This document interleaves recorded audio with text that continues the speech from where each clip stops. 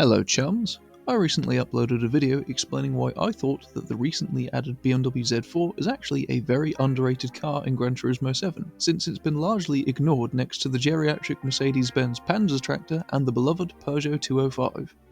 Today I'm here to explain why I think that Peugeot is actually a bit of a letdown, which I'm sure many may disagree with. Out of the three vehicles added in Update 1.56, the Peugeot 205 GTI is the only one people actually asked for, having been a popular request for well over a decade. According to car enthusiasts and motoring journalists around the world, the 205 GTI is arguably the greatest hot hatchback ever made, thanks to its lightweight, boxy styling, and old-school thrills. The reason it's even more fondly remembered than the original Volkswagen Golf GTI is because the Peugeot is worse. What I mean by that is that the Peugeot was less refined, more raw. It's received copious amounts of praise for its analog feel and driver involvement. While that does not necessarily translate to a plastic controller on a PlayStation, when stock the car does actually feel rather fun compared to other cars at this performance level. However, Gran Turismo has always been a game where you take an old wheelie bin and turn it into a supercar-slaying track monster, and that is where I feel that the Peugeot actually falls a little bit flat compared to many other cars. I'll start with visual customization, which is where the BMW Z4 and Mercedes-Benz Panzer tractor, along with the pointless Toyota CHR and many other recent additions, excel. Gran Turismo 7 has massively stepped up the game when it comes to taking a road car and transforming it from a visual perspective. Even cars that have been in the game since launch get aggressive widebody, splitter, and rear wing options that can be mixed and matched to either make for a subtle OEM Plus upgrade or a fully track-prepped race car. While many will appreciate that the Peugeot 205's widebody replicates the lightweight rally model, I feel it actually limits what we can do with the car to some extent. Imagine if it got massive box flares like the Suzuki Jimny Sierra, or even the 205's mid-engined Group B stablemate. Whatever the case with the widebody, it's fine as long as we get some varied aero options, but it's all rather subtle. Now, don't get me wrong, in the real world I love subtle modifications. If I actually had a real-life Peugeot 205, the limit of my visual modifications would probably be some rally lights, lowered suspension, and a set of BBS wheels. However, this is a game where a Volkswagen Beetle gets the rear wing from a 911 Club Sport and a 500 horsepower engine swap. It's the game where you can put a rear wing on top of a Porsche 911's rear wing. It's the game where apparently hay bales provide downforce. My point is, it's nice to have options. The 205 has more visual customization than a lot of cars in the game, and yet, all of it put together makes very little difference to the overall look of the car. Allow me to explain. This is a 1997 Honda Civic. It has some of the most limited visual customization in the game as far as modern road cars are concerned. And yet, with nothing more than wheels, lowered springs, a decent widebody, front splitter, rear diffuser, and an aggressive rear wing, it looks much more aggressive. But you can also opt for more subtle options for a more street-tuned vibe. With the Peugeot 205, it feels like the options stop at the street-tuned vibe. This particular car has all of the most aggressive or track-oriented modifications available, and yet it still looks like a mildly antisocial street car. Even with a fancy livery that adds some more racetrack vibes, it still doesn't quite feel like it's reached full track spec, especially if we then go back to the Civic with a full racing livery applied.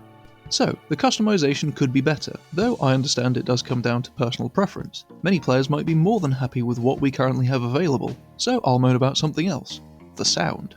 In Gran Turismo 7, not all car sounds are created equal. The majority of cars sound average to decent when they are unmodified, and the 205 is no exception. However, it's when you start to fit the engine upgrades that the differences start to reveal themselves. As an example, here is a Suzuki Swift Sport unmodified.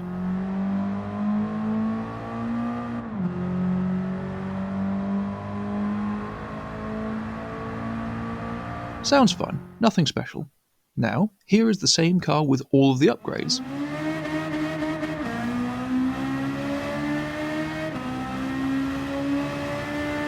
Sounds like a bag of angry hornets, but in a good way. Right, now here's the Peugeot, unmodified.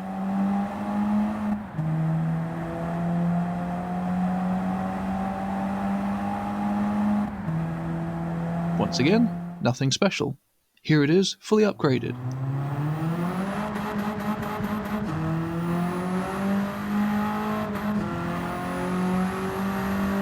Louder, but barely any different. Completely unremarkable. While I understand that sound is only one aspect of the overall driving experience, there's a reason why car enthusiasts lament the extinction of the V10 and V12 engine. How about the overall driving experience?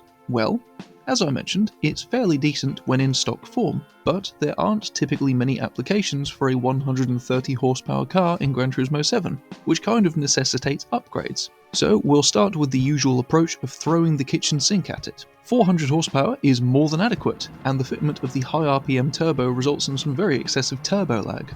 While the turbo lag is hard to get used to, it does make the car challenging, which can be fun. Plus, it feels thematically accurate that a 40-year-old car with a big turbo would feel this laggy.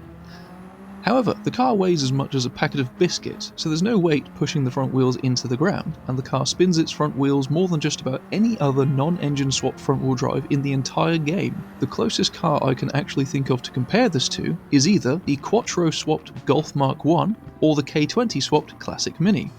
It's still workable in this configuration, but the overall package isn't necessarily very nice to use.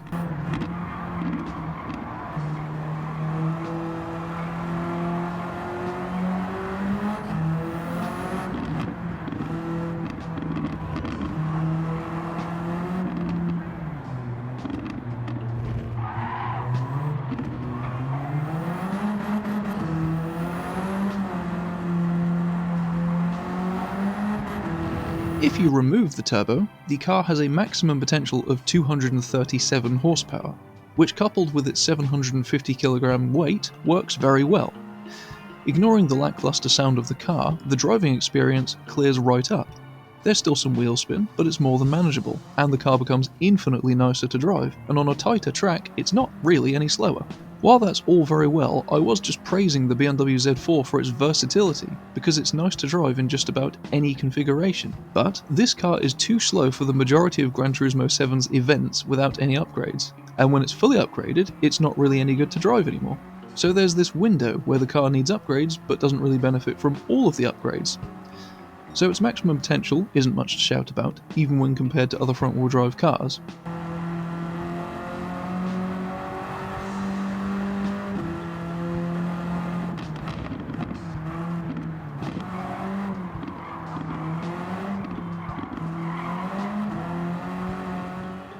So, its visual customization leaves something to be desired. Once upgraded, it has one of the most boring engine sounds in the game. It's too powerful for its own good when fully upgraded, and too slow when it isn't upgraded. On the other hand, it looks fantastic. It still does have a wide range of visual customization options, even if they don't necessarily transform the overall look as much as I personally would like.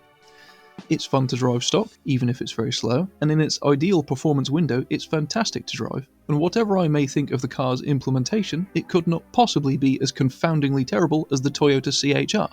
So what do you think? Do you agree that we should be able to do more to it visually? Do you think it sounds terrible, or are you not bothered? Do you like the way it drives, or were you expecting more? Let me know in the comments. Thank you very much for watching. If you enjoyed this video, I'd very much appreciate you trying out some of my others. Take care now, and ta-ra!